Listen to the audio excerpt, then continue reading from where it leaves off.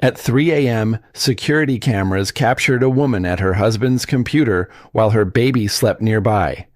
By sunrise, a $500 million empire would have a new queen.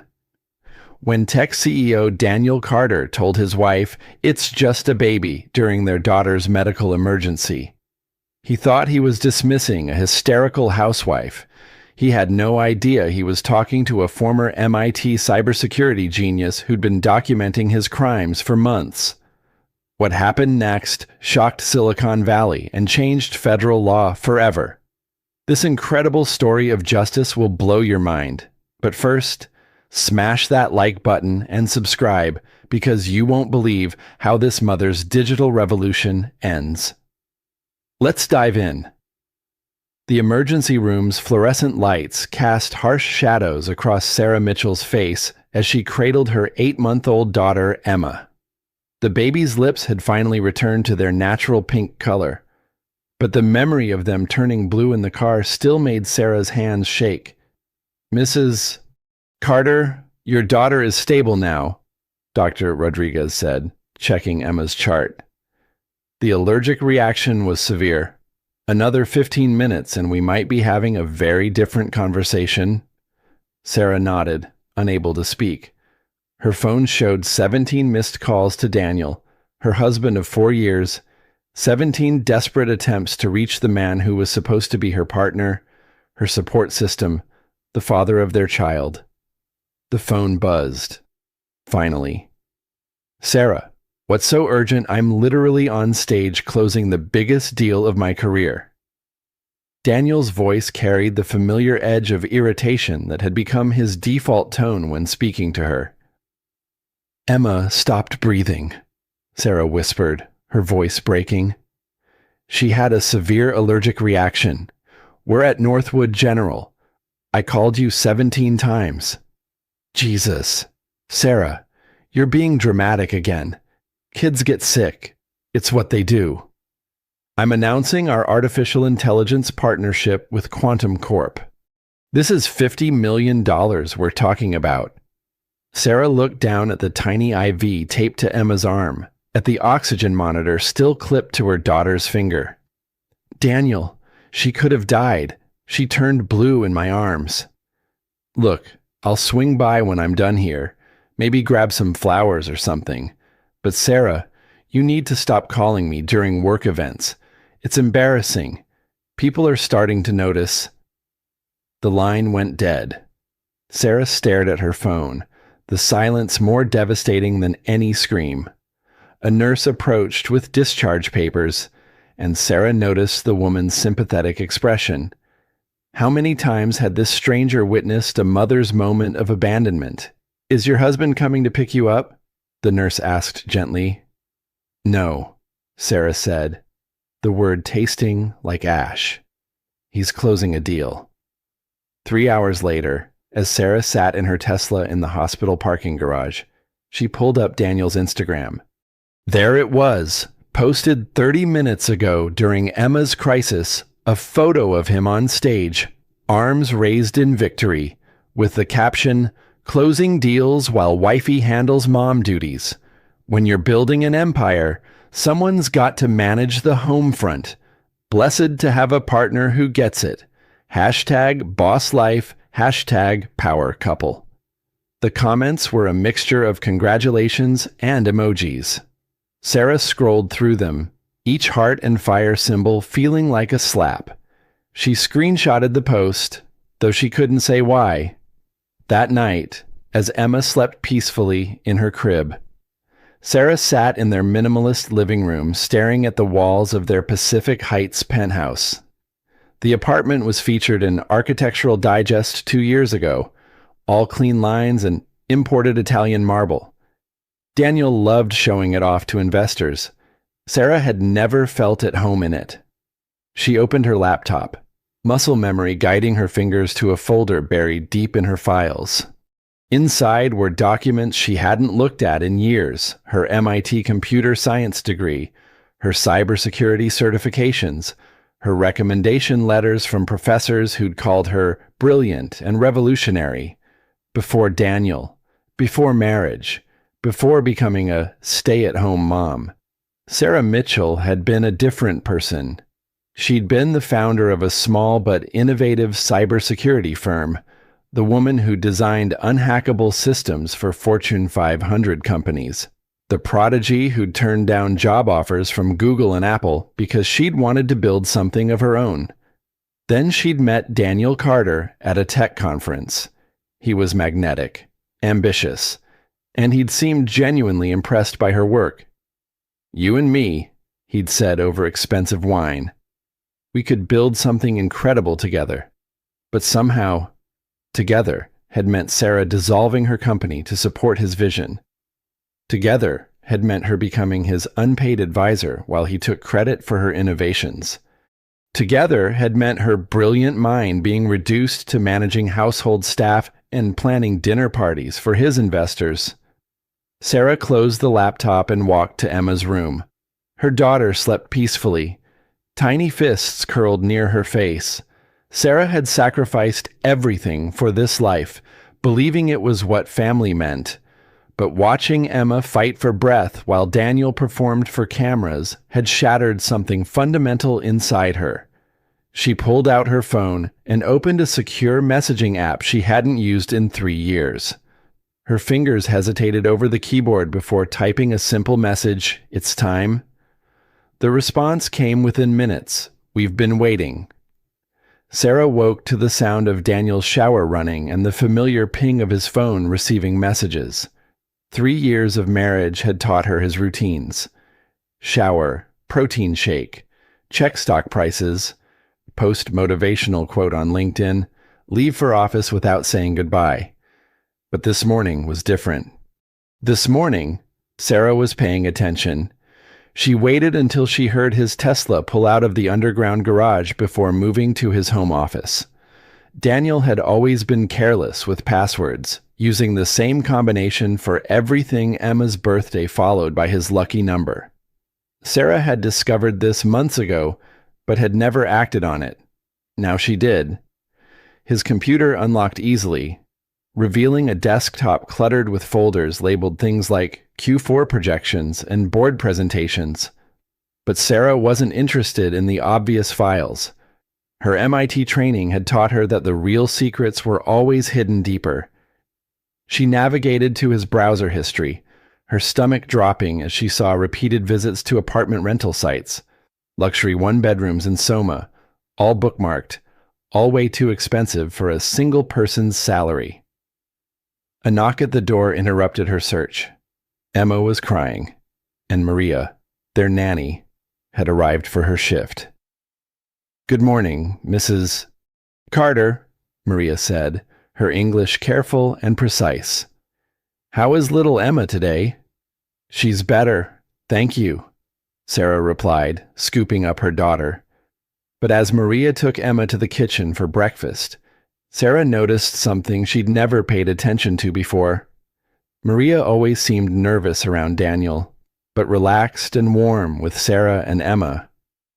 "Maria," Sarah called, following them to the kitchen.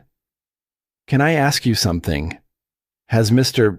Carter ever said anything to you about me, about my mental health?" Maria's hand stilled as she prepared Emma's bottle. "Mrs. Carter, I think you are very good mother, very smart woman. Sometimes I think maybe you too smart for your own good." The careful phrasing told Sarah everything she needed to know. Daniel had been planting seeds, building a narrative. Sarah returned to the office with new urgency. She found what she was looking for in a folder buried inside another folder, labeled Personal Insurance. Bank statements for accounts she'd never seen. Credit card bills for purchases she hadn't made, restaurant charges for places she'd never been, Chez Laurent $800 for dinner for 2, La Bernardin $600. The dates matched Daniel's client meetings perfectly, but the smoking gun was in his email drafts. Messages never sent, but saved, detailing plans with someone named A. The language was intimate, conspiratorial. Sarah's getting suspicious about the Cayman accounts. Need to move faster with the custody prep. Custody prep. Sarah's blood turned to ice as she opened another draft. My lawyer says the mental health angle is our best bet. The postpartum depression narrative, plus the paranoia about business dealings. We need documented incidents. She took screenshots of everything, her hands steady despite the earthquake happening inside her chest. 3 years of marriage, and Daniel had been building a case against her the entire time. Her phone buzzed with a text from an unknown number. Coffee shop on Mission, 2 p.m. Come alone. Sarah stared at the message. The secure app from last night had been just the beginning. Her old MIT contacts weren't just offering emotional support, they were offering something much more valuable. That afternoon, Sarah pushed Emma's stroller into a busy coffee shop in the Mission District, far from her usual Pacific Heights bubble. She spotted him immediately, Tyler Brooks, her college boyfriend turned investigative journalist. He'd been the one responding to her messages. Sarah. Tyler stood, his expression mixing professional concern with personal warmth. You look like I haven't slept in months. Sarah managed a weak smile as she sat across from him, keeping Emma's stroller close. I was going to say strong, Tyler replied quietly. Your message last night was pretty cryptic, but given what we've been investigating about Carter Tech, I had a feeling it was serious. Tyler glanced around the coffee shop before leaning forward. There's a group of us, tech journalists, former employees, a few regulatory contacts. Daniel Carter's been on our radar for 2 years. We just haven't been able to prove anything. What kind of things? Employee pension fund irregularities, unreported offshore accounts, a pattern of acquiring smaller companies, stripping their assets, then dissolving them. And Sarah. Tyler's voice dropped. We think he's been using company funds for personal expenses, including an apartment he keeps downtown. Sarah's stomach lurched. For his mistress. So you know about Amber Hayes. The name hit Sarah like a physical blow. She'd suspected, but hearing it confirmed made everything real. How long? 8 months. Since just after Emma was born. Sarah looked down at her daughter, sleeping peacefully in her stroller. Emma had been born into a lie, surrounded by deception from her first breath. Tyler, I need to ask you something, and I need you to be completely honest. If someone had evidence of everything you just described, could they stop him? Tyler studied her carefully. What kind of evidence? Sarah pulled out her phone and showed him the screenshots from Daniel's computer. Tyler's eyes widened as he scrolled through bank statements and email drafts. Jesus, Sarah, this is everything we've been looking for. But where did you get this? I used to design security systems. Remember, I know how to find what people try to hide. Tyler leaned back, a slow smile spreading across his face. Sarah Mitchell, the woman who built unhackable systems for half of Silicon Valley. I should have known you were still in there somewhere. The question is, Sarah said, her voice steady for the first time in months, what do we do with it? Tyler's smile turned predatory. We burn his empire to the ground. The revelation that Sarah's evidence matched Tyler's investigation changed everything. Within 48 hours, Sarah found herself at the center of a careful conspiracy that felt more like a military operation than revenge. Tyler had introduced her to the team Marcus Chen, a former Carter Tech employee who'd been fired for questioning financial irregularities, Detective Lisa Romano, who worked financial crimes and had been building a parallel investigation, and most surprisingly, James Wong, Daniel's current CFO and college roommate. James has been documenting everything for months, Tyler explained as they sat in Marcus's apartment in Oakland, far from Daniel's surveillance network. He's been trying to find a way to blow the whistle without destroying his own career. James looked exhausted. The weight of months of internal conflict etched across his face. Daniel changed after Emma was born, he said quietly. It was like having a child made him feel invincible instead of responsible. He started taking bigger risks, making decisions that put the entire company in jeopardy. The pension fund, Sarah prompted. $3.2 million diverted over 18 months, James confirmed. Officially, it's listed as temporary operational transfers. But the money went to offshore accounts that Daniel controls personally. I have all the documentation. Detective Romano spread papers across Marcus's dining table. We've been building a case, but we needed someone with access to Daniel's personal accounts to tie everything together. Corporate fraud is one thing. But what you found, Sarah, proves intent to defraud and personal enrichment. Sarah studied the timeline they'd constructed. Daniel's affair with Amber Hayes had begun exactly when the financial irregularities started. He'd rented the downtown apartment using company funds routed through a fake consulting contract. The restaurant bills, the jewelry purchases, even Amber's promotion to head of marketing despite having no relevant experience, it was all documented. But there's something else, James said, his voice dropping. Daniel's been talking to divorce lawyers for 3 months. He's planning to file for sole custody of Emma. The room fell silent. Sarah felt the familiar ice in her veins, but this time it was accompanied by something new, calculated fury. On what grounds? She asked. Mental health issues, postpartum depression that's never been treated, paranoid delusions about his business dealings. He's been documenting instances of what he calls erratic behavior. Marcus pulled out a folder. We found some of his notes, times you've questioned company expenses, your reaction to finding Amber's business cards in his jacket pocket, even your insistence on going to the emergency room with Emma. He's calling that erratic behavior. He's building a narrative, Detective Romano said grimly. Wealthy husband with successful company, unstable wife who can't handle the pressure of their lifestyle. It's a story judges have heard before. Sarah looked around the room at these people who had become her unlikely allies. A month ago, she'd been living in isolation, believing herself powerless.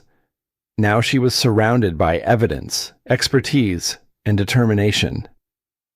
What do you need from me? She asked. Tyler and Detective Romano exchanged glances. We need you to go back to being the perfect wife, Tyler said. Make Daniel think he's won. Meanwhile, we're going to gather enough evidence to destroy him professionally and personally. The goal isn't just to stop the fraud, Detective Romano added. It's to make sure he can never use his wealth and connections to escape consequences. And more importantly, to make sure he can never take Emma away from you. That evening, Sarah returned to her penthouse with a performance to deliver. Daniel was home early, which was unusual, and he was in an unusually good mood. There's my beautiful wife, he said, wrapping his arms around her as she entered the kitchen. The gesture felt like a cage. How's our little princess today? She's good. The doctor said she's completely recovered from yesterday. See, I told you it wasn't serious. You worry too much, baby. Daniel's tone was patronizing, the voice of someone speaking to a child. I've been thinking we should take a vacation, just the two of us. Maria can watch Emma for a few days.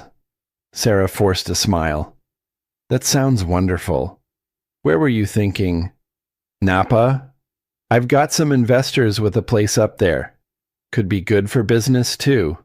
Of course, even their imaginary romantic getaway was really about business. Sarah nodded enthusiastically while mentally recording every detail for Tyler's team. Daniel, I owe you an apology for yesterday. You were right, I was being dramatic about Emma. I think I might be dealing with some anxiety issues since she was born. Maybe I should talk to someone. Daniel's eyes lit up with an emotion that looked like triumph. I think that's a great idea, honey. I actually know someone. Dr. Patricia Hendricks. She specializes in postpartum issues. Very discreet. Very professional. You've already looked into therapists for me. I just want you to be happy. Sarah, I want you to be the best mother you can be for Emma. That night, as Daniel slept beside her, Sarah composed a secure message to Tyler. He's already chosen my therapist. Find out everything you can about Dr. Patricia Hendricks. The response came within an hour. Hendricks takes payments from 3 law firms that specialize in custody cases. She's not a therapist. She's a professional witness. Sarah stared at the message, understanding fully for the first time how comprehensive Daniel's plan was. He wasn't just stealing money or having an affair.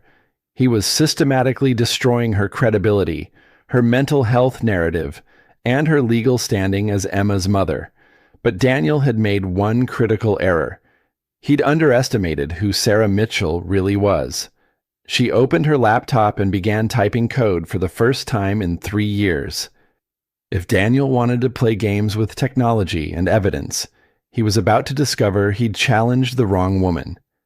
The revolution was about to begin. Sarah's return to the digital battlefield felt like putting on armor she'd forgotten she owned. For 3 years, she'd suppressed the part of herself that could build systems, break codes, and navigate the darkest corners of the internet. Now, sitting in Emma's nursery at 2 a.m. while her daughter slept, Sarah let that part of herself fully awaken. The first target was Dr. Patricia Hendricks. Within an hour, Sarah had uncovered the therapist's entire client history, billing records, and most damning of all, a series of emails with family court lawyers discussing optimal therapeutic narratives for custody proceedings. Dr. Hendricks wasn't just ethically compromised, she was running a business that manufactured evidence against mothers. Sarah documented everything, but she didn't stop there. She traced the network of lawyers, judges, and experts who collaborated with Hendricks. What she found was a systematic pipeline designed to separate wealthy fathers from problematic wives. Her phone buzzed with a secure message from Tyler. Emergency meeting tomorrow.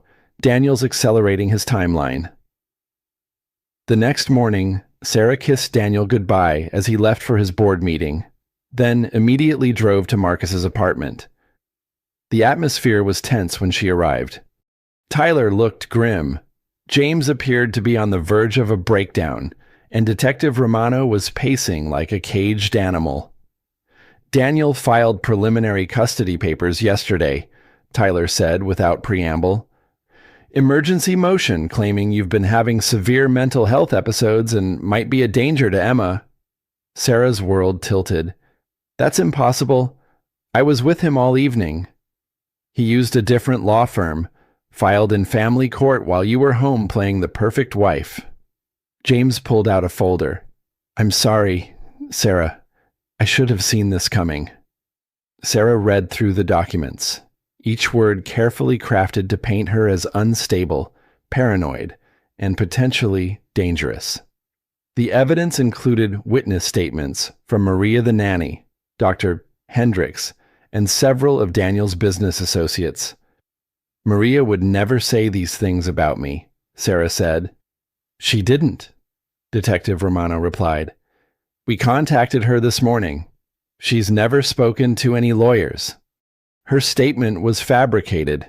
How is that legal? It's not, Tyler said.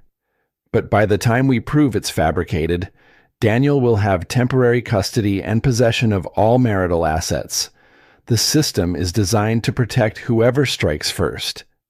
Sarah felt the familiar ice in her veins, but this time it was accompanied by something that surprised her relief. Daniel had just made the first overtly illegal move in their shadow war. Now she could respond with full force. How long do we have?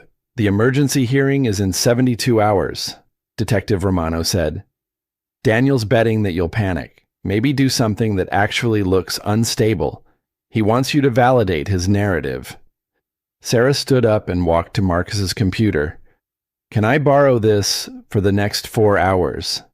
Sarah worked in silence while the others watched. Her fingers flew across the keyboard, accessing systems, cross-referencing databases, and building something that made Tyler whistle in appreciation. What are you doing? James asked. I'm building a digital fortress, Sarah replied without looking up. Daniel thinks he understands technology because he can give PowerPoint presentations about artificial intelligence. He's about to learn the difference between talking about tech and actually understanding it. By evening, Sarah had accomplished something that would have taken most cybersecurity firms weeks to complete. She'd created an unbreachable repository of evidence, backed up across multiple secure servers, with automated distribution protocols that would trigger if anyone tried to tamper with the files. But more importantly, she'd gained access to Daniel's real digital life. Tyler, I need you to see this, Sarah called. On the screen was Daniel's actual financial picture. The Carter tech empire that looked so successful from the outside was built on a foundation of debt, creative accounting, and systematic theft. The company was 3 months away from bankruptcy, hidden behind shell corporations and fraudulent investor reports. He's been stealing from everyone, Sarah explained. Employees, investors, even his own board of directors. The offshore accounts aren't just for hiding assets, they're preparing for the company's collapse. James leaned over her shoulder, his face pale. These numbers, if this is accurate, Carter Tech is insolvent. We're technically bankrupt. It gets worse, Sarah continued, opening another file. Daniel's been negotiating with Chinese investors to sell the company's proprietary AI technology that was developed using federal defense contracts. Detective Romano's expression darkened. That's not just fraud. That's potentially treason. Sarah turned to face the group. Daniel isn't just planning to divorce me and steal Emma. He's planning to loot the company, disappear with Amber and millions of dollars, and leave everyone else holding the bag. The custody battle is just his way of keeping me distracted while he executes his exit strategy. The room fell silent as the full scope of Daniel's betrayal became clear. This wasn't a marriage falling apart. It was an elaborate heist with Sarah and Emma as collateral damage. So what do we do? Marcus asked. Sarah's smile was cold and sharp.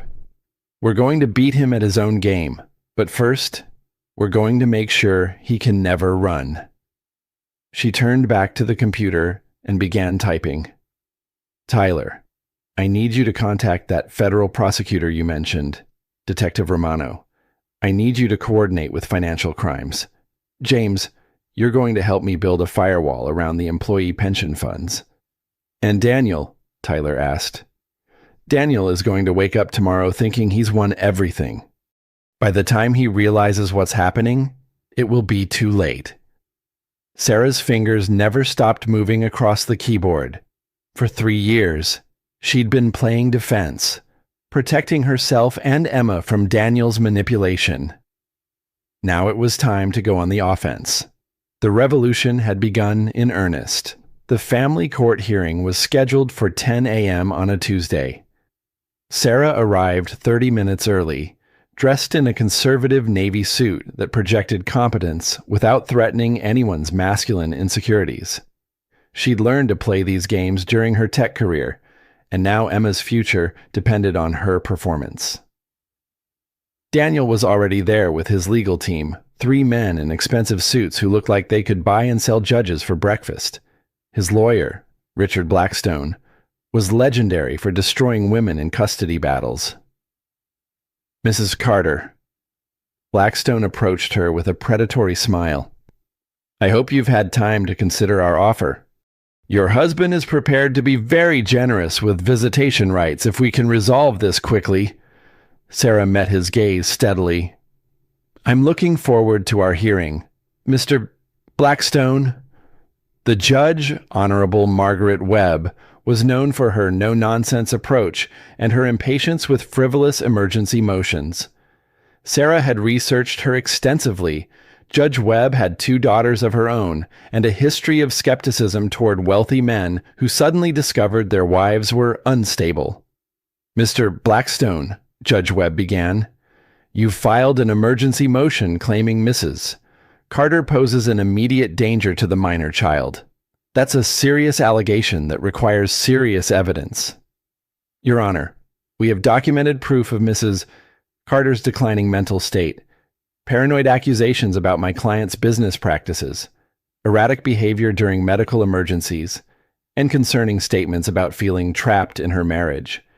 Sarah's court-appointed attorney, a tired-looking public defender named David Kim, began to object, but Sarah touched his arm gently. They discussed strategy. Sometimes the best defense was letting your opponent overplay their hand. Blackstone presented his evidence, the fabricated statement from Maria, Dr. Hendricks's professional opinion about Sarah's mental state, and testimony from Daniel's business associates about her increasingly bizarre questions about company finances. Judge Webb listened impassively, occasionally glancing at Sarah, who remained calm and composed throughout the presentation. "Mrs. Carter," Judge Webb finally said, "how do you respond to these allegations?" Sarah stood. "Your Honor, I'd like to present some evidence of my own." David Kim looked surprised. This wasn't part of their discussed strategy. But Sarah had made a decision during Blackstone's presentation. Half measures wouldn't save Emma. "Your Honor, my husband claims I've been making paranoid accusations about his business practices. I'd like to submit financial records that prove those accusations were accurate." She handed a folder to the bailiff. Inside were bank statements, email evidence, and financial analyses that painted a clear picture of Daniel's fraud. But Sarah had been careful. Nothing in the folder revealed the illegal methods she'd used to obtain the information. Judge Webb's eyebrows rose as she reviewed the documents. "Mr. Blackstone, are you aware that your client is under federal investigation for financial fraud?" The courtroom erupted. Daniel's face went white, and Blackstone began frantically whispering with his client. "Your Honor," Blackstone stammered, "we have no knowledge of any federal investigation. These documents appear to be illegally obtained. They were obtained through legitimate financial disclosure requests filed by concerned employees." Sarah interrupted smoothly. "Which is public record as of yesterday morning." Judge Webb's expression had shifted from skeptical to interested. "Mrs. Carter, you're claiming your husband's accusations of paranoia were actually attempts to discredit your legitimate concerns about criminal activity?" "Yes, Your Honor. I believe my husband filed for emergency custody to prevent me from cooperating with federal investigators." It was a masterful pivot. Sarah had turned Daniel's attack into evidence of his guilt. Judge Webb looked at Daniel directly. "Mr. Carter, I'm denying the emergency custody motion. Furthermore, I'm ordering both parties to submit to psychological evaluations by court-appointed experts, not private practitioners with potential conflicts of interest." As they left the courthouse, Daniel grabbed Sarah's arm roughly. "You have no idea what you've just done," he hissed. "I protected our daughter from a criminal." Sarah replied loudly enough for his lawyers to hear. That evening, Sarah sat in her kitchen feeding Emma while Daniel raged in his office. She could hear him making phone calls, his voice rising with each conversation. The federal investigation she'd mentioned in court had become real the moment she'd submitted the evidence. Tyler's prosecutor contact had been waiting for exactly this documentation. Her phone buzzed with a message from Tyler. "It's done. FBI will execute search warrants tomorrow morning. Financial Crimes Division is freezing all accounts connected to the offshore network." Sarah looked down at Emma, who was happily mashing bananas between her tiny fingers. "Daddy's going to have a bad day tomorrow, sweetheart, but you'll be safe." Around midnight, Sarah heard Daniel's car leave the garage. She waited 15 minutes, then accessed his home computer one final time. His browser history showed desperate searches, fleeing country with frozen assets, custody rights from international locations, and most telling, how long before wire transfers complete. Daniel was running. Sarah opened the secure communication app and sent a single message. He's making his move. Time for phase 2.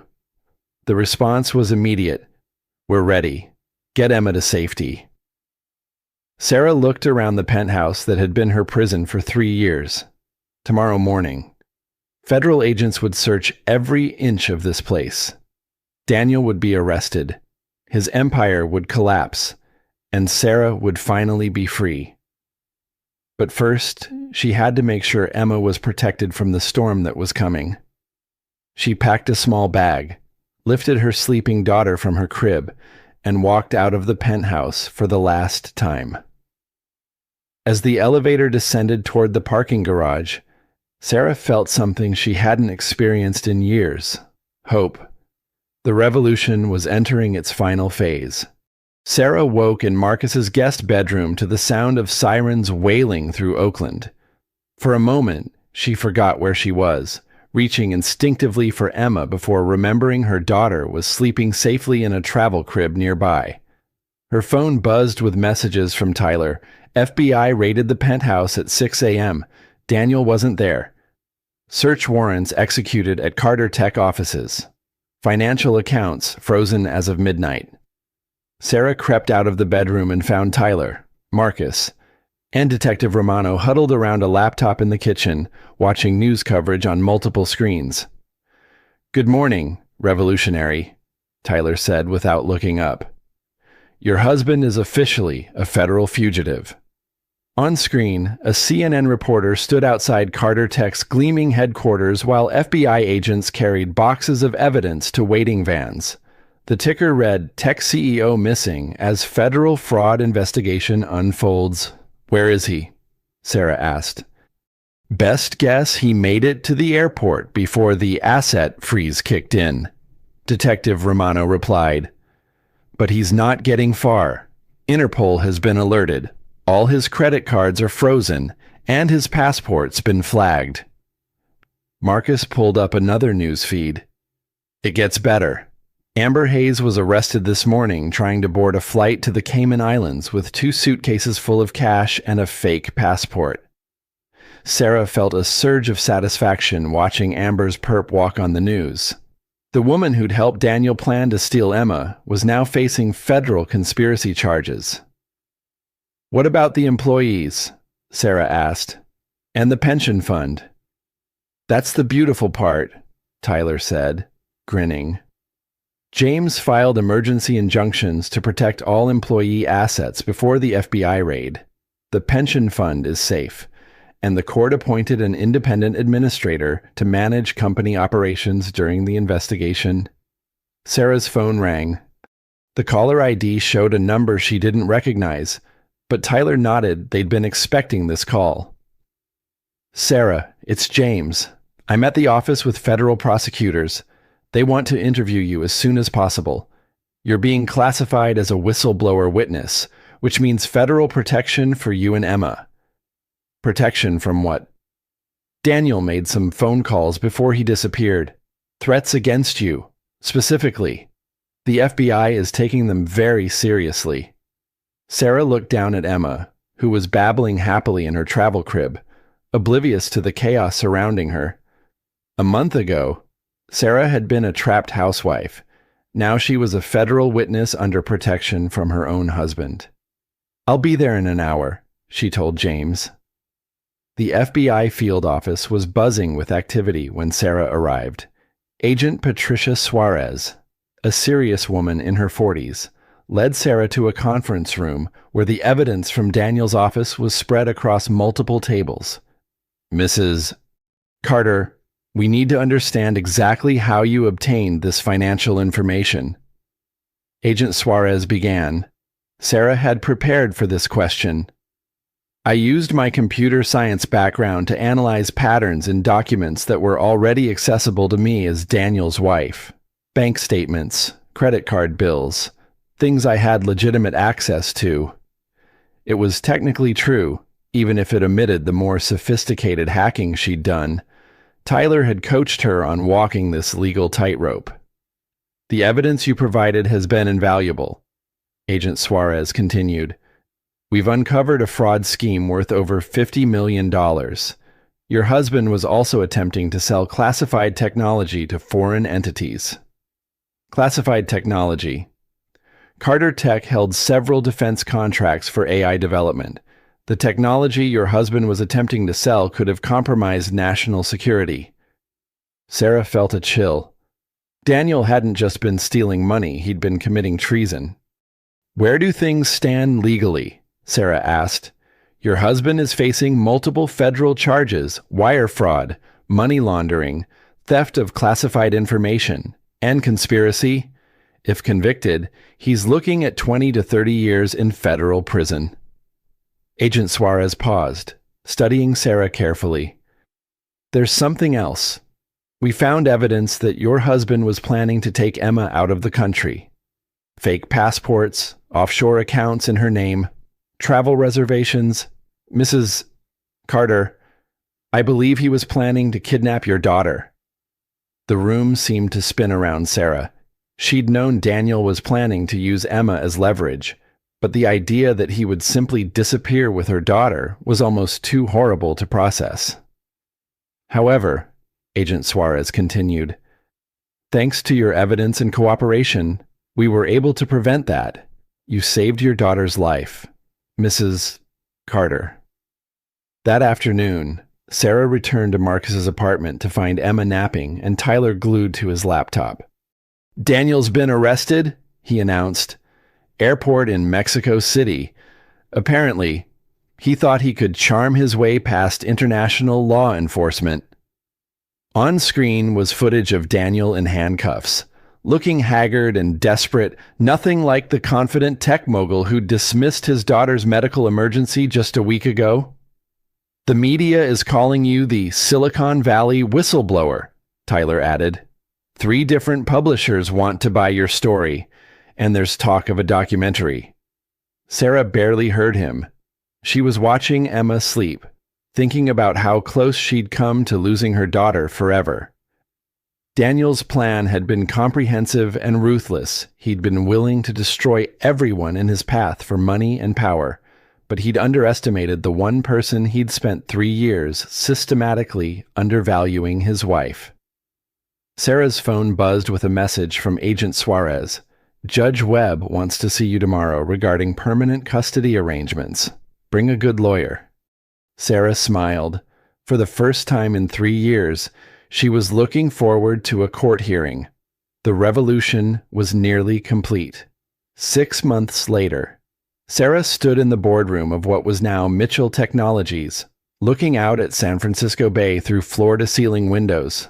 The morning sun painted the water gold, and she could see early commuters crossing the Bay Bridge in the distance. The quarterly reports look excellent, James said, closing his laptop. As the company's new chief operating officer, he'd helped Sarah navigate the complex process of rebuilding Carter Tech from the ashes of Daniel's fraud. Employee satisfaction is up 60%, and we've won 3 major contracts since the rebranding. Sarah nodded, but her attention was focused on Emma, who was playing contentedly in the corner of the boardroom with blocks while wearing tiny noise-canceling headphones. At 14 months old, Emma was walking confidently and had become the unofficial mascot of Mitchell Technologies. The cybersecurity division is ahead of projections, Marcus added. He'd been promoted to vice president of digital security, his experience as a whistleblower making him invaluable in building ethical corporate practices. Companies are specifically seeking us out because of our reputation for transparency. It had been Tyler's idea to transform the company into something completely different from Daniel's empire. Instead of chasing maximum profit through questionable practices, Mitchell Technologies focused on ethical AI development and cybersecurity services for companies that prioritize transparency. What's the status on the employee ownership program? Sarah asked. Final paperwork should be complete next month, James replied. Every employee will own shares in the company they're helping to build. No more corporate overlords making unilateral decisions. Sarah had insisted on the employee ownership structure from the beginning. She'd seen what happened when power was concentrated in the hands of someone like Daniel. Her company would be different. A knock at the boardroom door interrupted the meeting. Tyler entered, followed by Agent Suarez and a woman Sarah didn't recognize. "Sarah, this is Assistant U.S. Attorney Rebecca Martinez," Agent Suarez said. "She's here with news about Daniel's case." Sarah's stomach tightened. Even though Daniel had been in federal custody for months, part of her still feared he might find a way to escape consequences. "Mrs. Mitchell," Attorney Martinez began, using Sarah's returned maiden name, "I wanted to inform you personally that your ex-husband has accepted a plea agreement.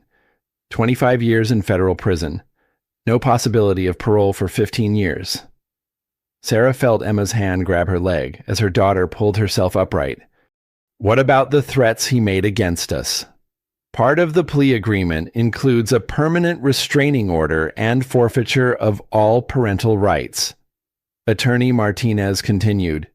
"He will have no legal claim to Emma and no right to contact either of you." Sarah picked up Emma, who immediately began playing with her mother's necklace. For months, Sarah had been looking over her shoulder, afraid that Daniel would somehow find a way to hurt them even from prison. Now, finally, they were truly free. "There's one more thing," Agent Suarez added. "The recovery of assets from your ex-husband's fraud scheme has been completed. As the primary whistleblower and victim, you're entitled to a substantial portion of the recovered funds." Sarah had been expecting this conversation. Under federal whistleblower protection laws, she was entitled to compensation for her role in exposing Daniel's crimes. "How much?" she asked. $12 million. Attorney Martinez replied. "Plus the federal government is recommending you for a civilian commendation for preventing the theft of classified technology." Sarah stared at them, the number almost incomprehensible.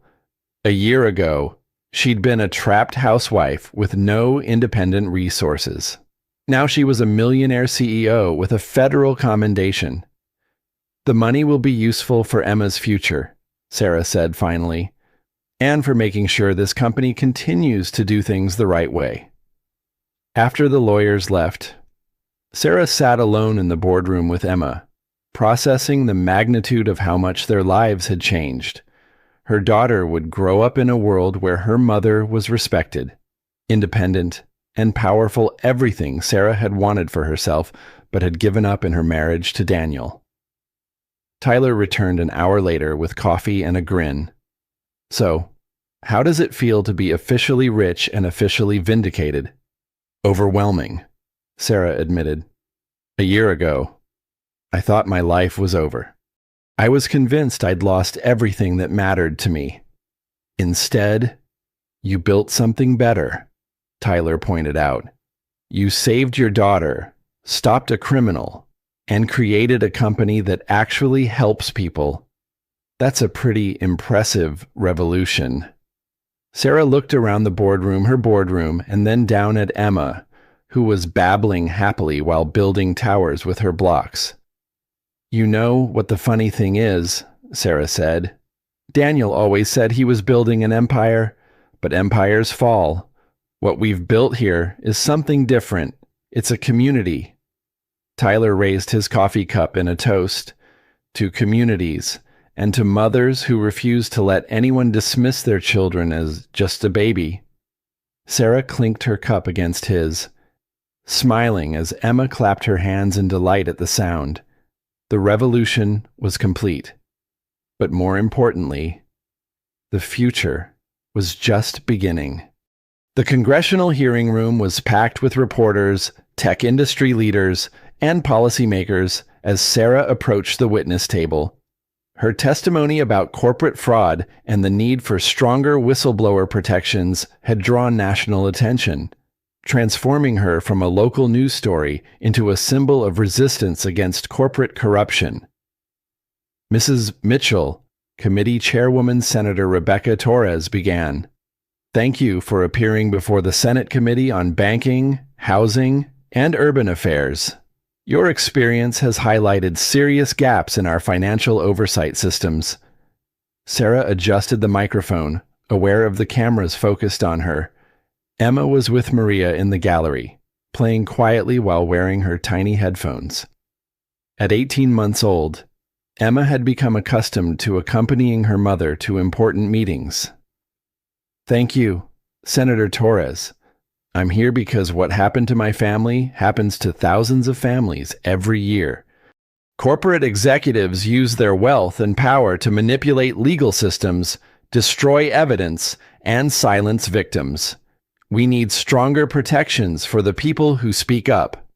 For the next 3 hours, Sarah detailed how Daniel had systematically defrauded investors, employees, and his own family. She explained how the existing legal framework had made it nearly impossible for victims to seek justice without risking their own financial security.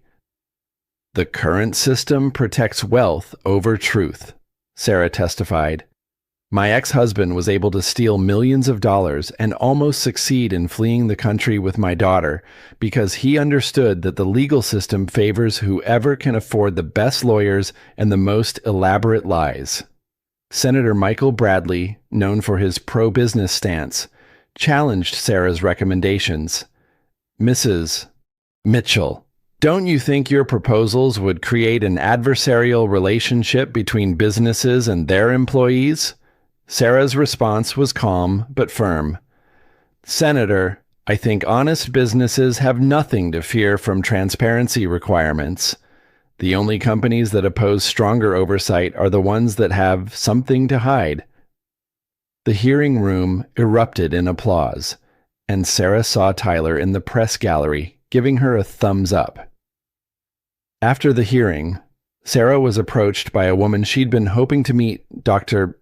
Patricia Hendricks, the therapist who had participated in Daniel's custody scheme. Mrs. Mitchell, Dr. Hendricks said nervously, I wanted to apologize personally for my role in what happened to you. I've lost my license, and I'm facing criminal charges, but I know that doesn't undo the harm I caused.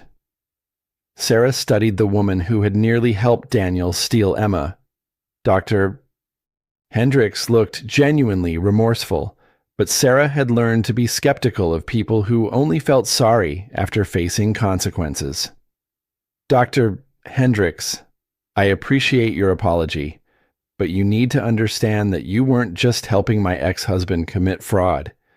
You were helping him kidnap my daughter. That's not a professional mistake. That's a crime against a child. Dr. Hendricks nodded, tears in her eyes. I know. I've been cooperating fully with federal investigators to help them understand how widespread this network is. There are dozens of other cases, other families that were destroyed by this system. Sarah felt a familiar surge of protective anger. How many other mothers lost their children because of fake expert testimony? At least 30 cases that we've identified so far. The FBI is reopening all of them. That evening, Sarah sat in her hotel room overlooking the Capitol building, feeding Emma while watching news coverage of her testimony. The story had broken beyond the usual tech industry media. Major networks were covering it as a broader story about corporate accountability and family justice. Her phone rang. The caller ID showed a number from San Francisco. Sarah, it's James. You need to see the news.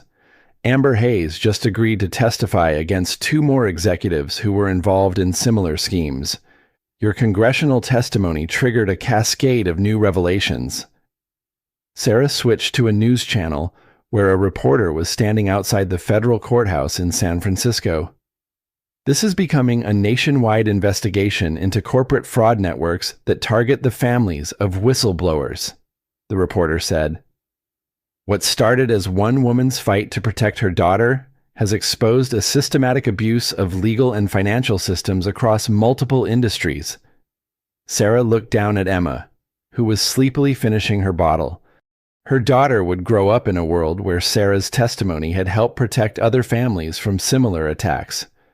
The Senate committee wants to invite you back for a follow-up hearing next month, James continued.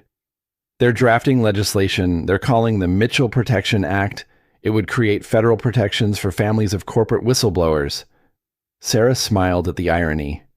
Daniel had tried to use the legal system to destroy her. Instead, she was helping to change that system to protect future victims. James, I want you to set up a meeting with Senator Torres. I have an idea for how Mitchell Technologies can help implement these new protections. What kind of idea? Sarah looked out at the lights of Washington, D.C., thinking about all the other mothers who might be fighting similar battles right now. We're going to build a platform that makes it impossible for corporate criminals to hide their tracks. A system that automatically backs up evidence, connects whistleblowers with legal resources, and creates permanent records that can't be destroyed or manipulated. That sounds ambitious. Good, Sarah replied. Ambitious is exactly what we need to be. As she hung up the phone, Emma fell asleep in her arms. Sarah carried her daughter to the hotel room's window, looking out at the city where laws were made and justice was supposed to be served. Tomorrow, she would fly back to San Francisco and continue building the company that was helping to reshape an entire industry. But tonight, she was simply a mother holding her child, grateful for how far they'd both come. The revolution had become something bigger than either of them. It had become a movement. 2 years after Daniel's arrest, Sarah stood on the stage of the annual Tech Ethics Summit in Austin, looking out at an audience of 3,000 technology leaders, policymakers, and journalists. Behind her, a massive screen displayed the Mitchell Technologies logo alongside statistics that still amazed her: 0 data breaches, 98% employee satisfaction, and $500 million in ethical AI contracts. When I testified before Congress 2 years ago, Sarah began, I talked about the need to protect families from corporate predators. Today, I want to talk about something bigger. The responsibility we all have to build technology that serves humanity instead of exploiting it. In the front row, Emma sat with Maria, now officially Emma's nanny and part of their extended family. At 2.5 years old, Emma was fascinated by the lights and sounds of the conference, occasionally waving at her mother on stage. Mitchell Technologies was built on a simple principle: transparency creates trust, and trust creates sustainable success. We publish our financial reports in real time. Every employee owns equity in the company. Our AI systems are designed with built-in ethical constraints that cannot be overridden for profit. The audience applauded, but Sarah knew the real test wasn't in conference rooms, it was in the marketplace. Mitchell Technologies was now competing directly with companies that prioritized profit over principles, and they were winning. The old model of technology development was based on the idea that innovation required secrecy, that progress demanded accepting harmful consequences, and that wealth justified any means necessary to acquire it. We've proven that model wrong. After her presentation, Sarah was approached by Dr. Angela Rodriguez, the new CEO of a major social media platform that was trying to rebuild its reputation after a series of privacy scandals. Ms. Mitchell, my board has authorized me to make you an offer. We want to acquire Mitchell Technologies for $2 billion. You would remain as CEO, but with the resources to scale your ethical AI platform globally. Sarah considered the offer. $2 billion would make her one of the wealthiest women in technology, and it would give her the resources to implement her vision on a massive scale. Dr. Rodriguez, I appreciate the offer, but Mitchell Technologies isn't for sale. We're building something that can't be bought. Everything has a price. Ms. Mitchell. Sarah smiled. thinking of Daniel's similar confidence in his ability to buy and manipulate whatever he wanted. No, Dr. Rodriguez, some things don't, like integrity, like family, like the knowledge that you've built something that makes the world better instead of worse. That evening, Sarah attended the summit's awards dinner, where she was receiving the Technology Ethics Leadership Award. Tyler, now a senior investigative reporter for the Washington Post, was covering the event. "How does it feel to be the most famous tech whistleblower in America?" Tyler asked during a brief interview. "I'd rather be known as the CEO who proved that ethical business practices are profitable business practices," Sarah replied. "The whistleblowing was just the beginning. The real work has been building something better." As the evening wound down, Sarah found herself on the hotel's rooftop terrace, looking out at the Austin skyline while Emma slept in her stroller beside her. Her phone buzzed with a message from James. "The B Corp certification is official. We're now legally required to prioritize social and environmental impact alongside profit." Sarah smiled. Mitchell Technologies had become a certified B Corporation, joining a growing movement of companies that were legally committed to considering their impact on all stakeholders, not just shareholders. Her phone buzzed again, this time with a message from an unknown number. "Congratulations on your success. I always knew you were brilliant. D." Sarah stared at the message, her blood turning cold. Daniel was supposed to be in federal prison for the next 20 years. How was he sending her messages? She immediately called Agent Suarez, who answered on the second ring. "Agent Suarez, I just received a message from Daniel. I thought all his communications were monitored." "They are, Mrs. Mitchell. That message didn't come from your ex-husband. It came from a reporter who's been investigating prison communication systems. We've been tracking similar messages sent to other high-profile victims. It appears someone is impersonating your ex-husband to cause psychological distress." Sarah felt a wave of relief mixed with anger. Even from prison, Daniel's crimes were still creating ripple effects.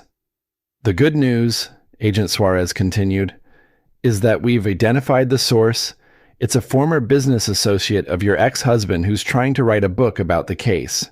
He'll be facing charges for harassment and impersonation." After hanging up, Sarah looked down at Emma, who was sleeping peacefully despite the chaos that had once surrounded her birth. Her daughter would grow up knowing that her mother had faced down threats and emerged stronger, that justice was possible even against overwhelming odds. Sarah deleted the fake message and opened her laptop. She had work to do, a new AI ethics framework to review, a congressional testimony to prepare, and a company to run that was proving every day that success didn't require sacrificing your soul. The revolution had become an evolution, and Sarah Mitchell was just getting started. 5 years after that terrible night in the emergency room, Sarah Mitchell stood in the same hospital where Emma's crisis had started her journey. But this time, she was there for a celebration, the opening of the Mitchell Family Crisis Center, a facility dedicated to supporting families facing medical emergencies while dealing with domestic abuse or financial manipulation. "Emma, stay close to Mommy," Sarah called as her 5-year-old daughter ran excitedly around the ribbon-cutting ceremony. Emma had grown into a confident, curious child who showed no signs of the trauma from her infancy. She was fascinated by her mother's work and often asked when she could help with the computers. Dr. Rodriguez, the same doctor who had treated Emma that first night, approached Sarah with a warm smile. "Ms. Mitchell, I have to tell you, in 30 years of emergency medicine, I've never seen anything like this. A crisis center specifically designed to help families escape the kind of manipulation your family endured. It's revolutionary." The center was designed to provide immediate legal aid, financial counseling, and security services for families in crisis. It was staffed by lawyers, social workers, cybersecurity experts, and medical professionals who understood that family emergencies were often complicated by abusive relationships and financial control. Dr. Rodriguez, do you remember what you told me that night 5 years ago? You said Emma would have been in serious danger if I'd waited any longer to bring her in. I remember. Well, there are hundreds of mothers right now who are afraid to seek medical help for their children because they know it will trigger retaliation from abusive partners. This center is designed to make sure that never happens again. Tyler approached them, now wearing a Pulitzer Prize pin on his jacket for his series on corporate whistleblowing. Sarah, the senator is ready for your remarks. Sarah walked to the podium set up outside the center's main entrance. The crowd included politicians, tech industry leaders, medical professionals, and most importantly, families who had already been helped by the center during its pilot program. 5 years ago, my daughter Emma nearly died while my ex-husband was celebrating a business deal. Sarah began. When I called him 17 times begging for help, he told me it was just a baby having a tantrum. Those 4 words changed everything, not just for Emma and me, but ultimately for thousands of families across the country. She could see Emma in the front row, sitting on Maria's lap and playing with a tablet designed specifically for children, one of Mitchell Technology's newest products that taught kids about digital safety and ethics. What I learned that night was that abusers don't just control their victims through violence or emotional manipulation. They control them through information, through resources, through the legal system itself.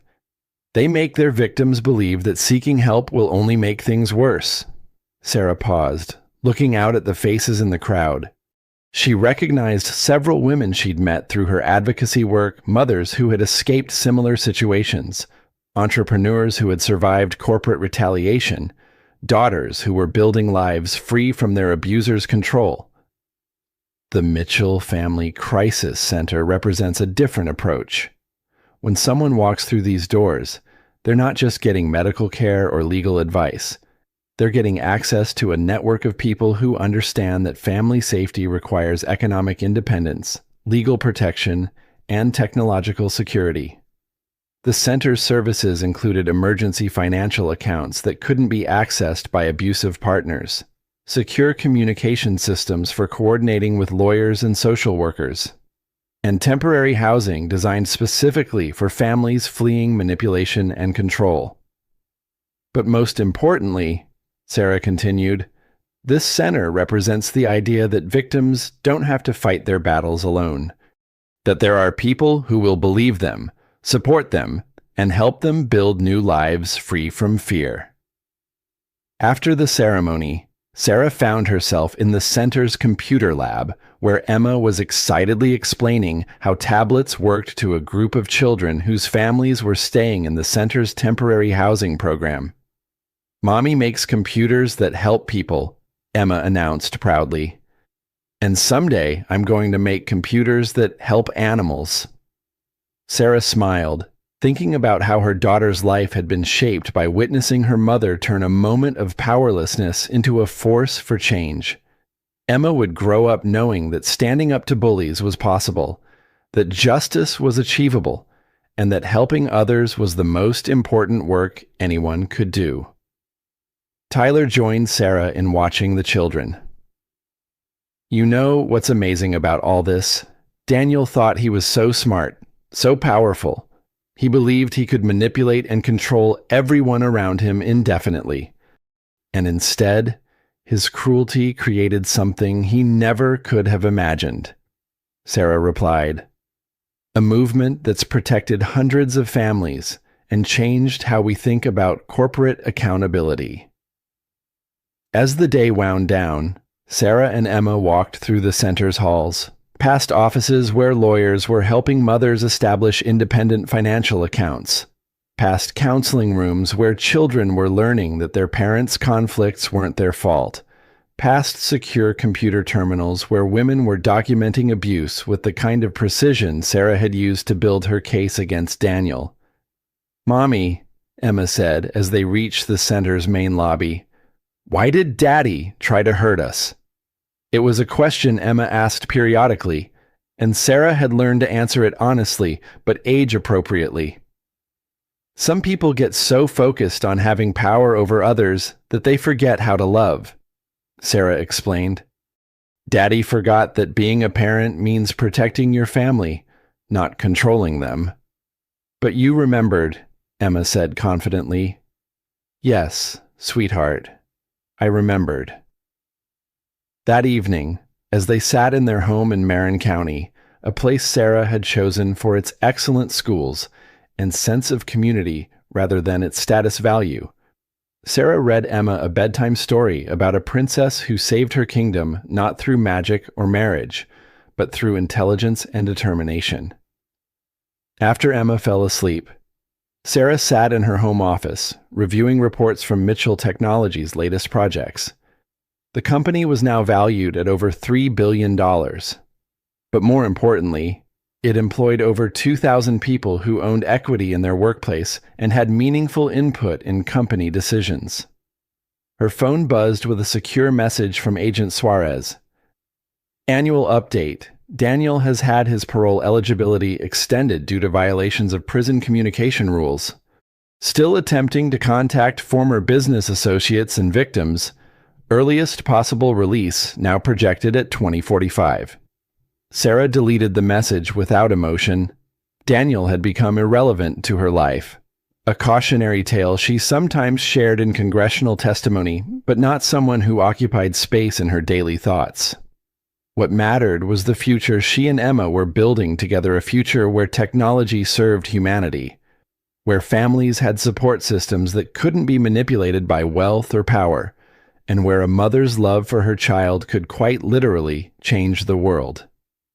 Sarah opened her laptop and began working on her next project, a global initiative to provide cybersecurity resources for domestic violence shelters. Because the revolution that had started with 4 cruel words, "It's just a baby," was far from over. There were still mothers who needed help, still children who needed protection, and still systems that needed to be challenged and changed. And Sarah Mitchell, former victim turned CEO turned advocate, was just getting started. In the 5 years since Daniel Carter's arrest, the Mitchell Protection Act has been passed into federal law, providing enhanced protections for corporate whistleblowers and their families. The Mitchell Family Crisis Center model has been replicated in 12 major cities across the United States. Mitchell Technologies continues to lead the tech industry in ethical AI development and employee ownership models. Daniel Carter is serving a 25-year sentence in federal prison and will not be eligible for parole until 2040. Emma Mitchell, now 5 years old, is thriving in kindergarten and has expressed interest in both computer programming and veterinary medicine. Sarah Mitchell continues to testify before Congress on issues of corporate accountability and family protection. She has declined multiple acquisition offers for Mitchell Technologies, stating that some things are more valuable than money. When asked in a recent interview what advice she would give to other mothers facing similar situations, Sarah replied, "Trust your instincts, document everything, and remember that the people who try to make you feel powerless are usually the ones who are most afraid of your actual power. Sometimes the most revolutionary act is simply refusing to be silenced.